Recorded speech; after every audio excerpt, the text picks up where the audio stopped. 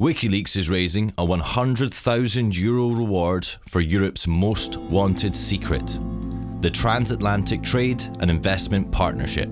This is something enormous. It is about a final control, and it's the United States saying there may be another power in the world, but we will be the ultimate power. The TTIP is the most important thing that is happening in Europe right now. It's a secretive deal being negotiated between Europe and the United States.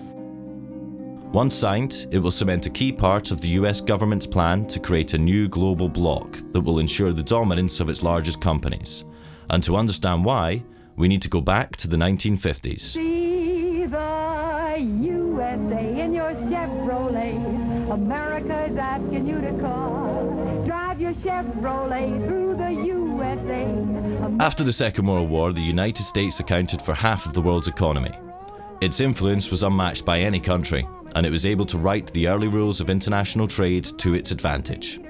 The World Trade Organization was created in this context, and the US dictated rules that favored American business.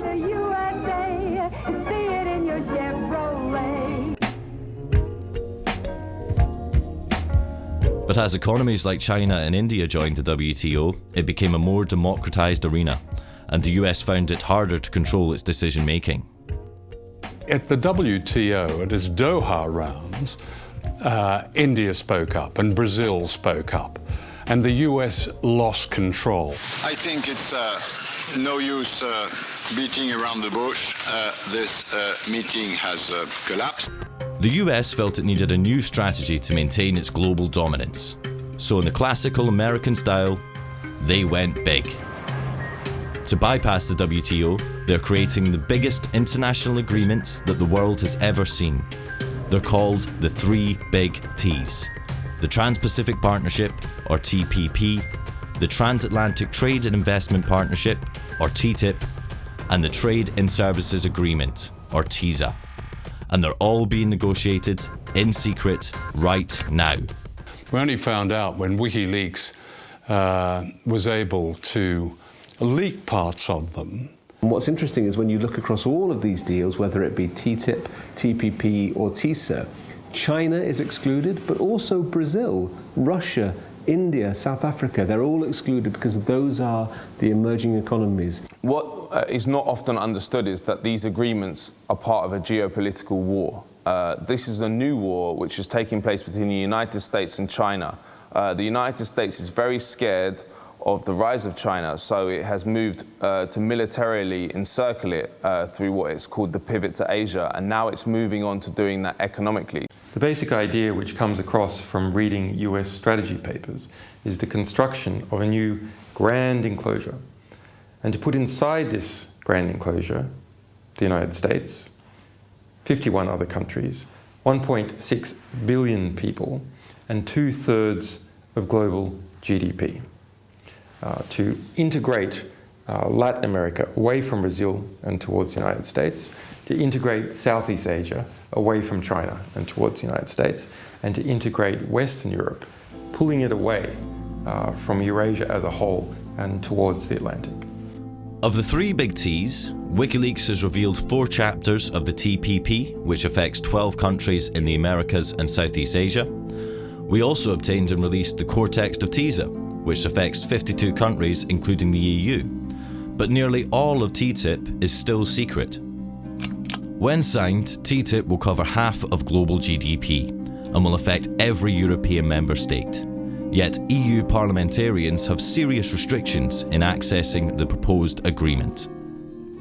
Yeah, I found it incredible as well that for something which is a trade agreement, not a matter of life and death in terms of security, where maybe you can understand some restrictions, and we don't even like those very much, but for a trade agreement, you know, that we can't actually make notes about what it is we're reading, issues that we might want to take away to look into, which actually might reassure us, you know, if we really were able to sort of take this away and look at it in depth. We don't have access to the key documents, the most important ones, because the devil is in the detail. When it comes to trade agreements, you need to know exactly what's in the text so that you can assess what the impact's going to be.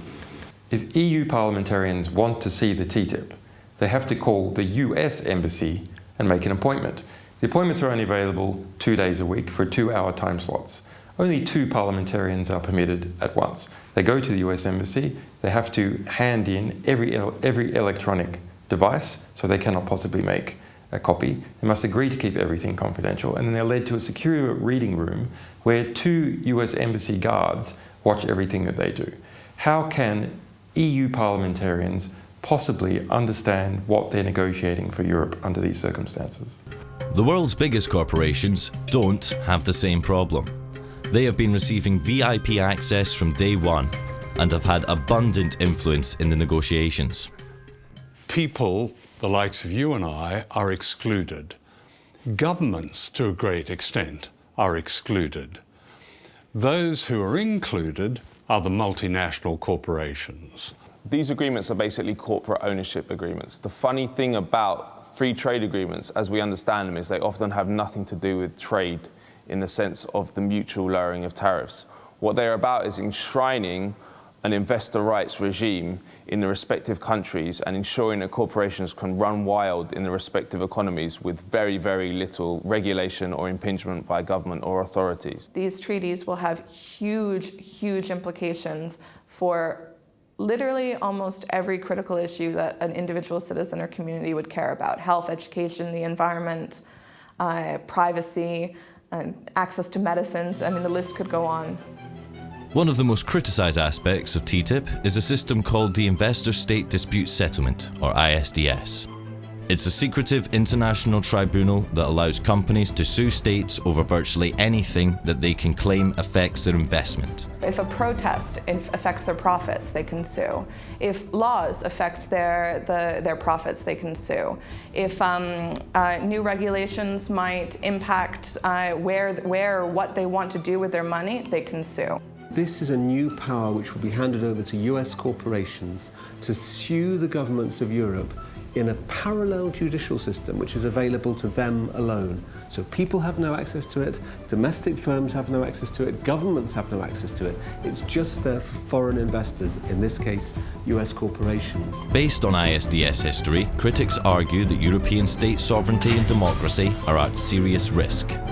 Previous lawsuits include Swedish company Vattenfall suing the German state for $3.7 billion for phasing out nuclear energy.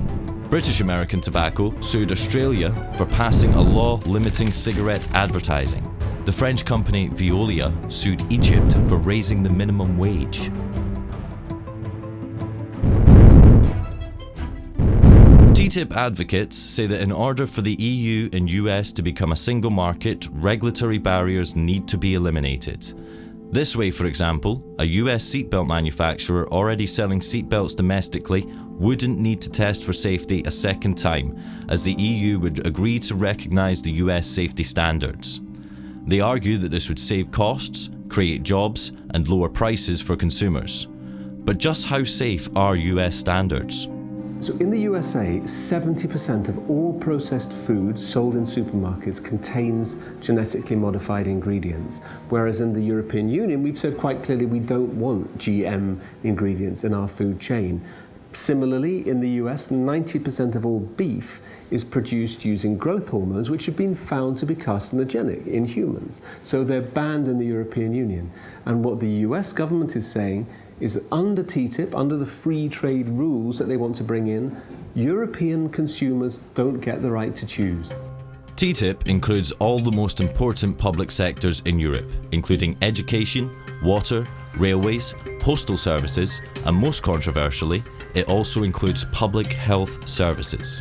What is so scary about this is that corporations want to lock in their power.